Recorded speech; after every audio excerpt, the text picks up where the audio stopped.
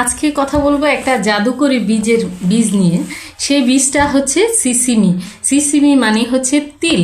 তিলের বীজটা হচ্ছে অসাধারণ একটা জাদুকরি উপকারিতা রয়েছে তিলের বীজে প্রচুর পরিমাণে ক্যালসিয়াম এবং ম্যাগনেসিয়াম থাকে এবং ন্যাচারাল ফ্যাটি অ্যাসিড অয়েল থাকে, যার কারণে এই তিল বীজ আপনার হার্টের জন্য খুবই ভালো, আপনার ত্বকের জন্য খুবই ভালো এবং আপনার হাড় জয়েন্টের জন্য খুব ভালো।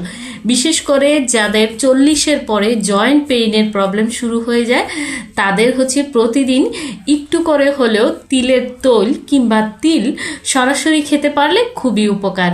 একটা সময় আপনার হাড়ের জয়েন্টের যে ক্যালসিয়াম ঘাটতিটা দেখা দেয় সেটা পূরণ করতে খুব ভালো সাহায্য করে।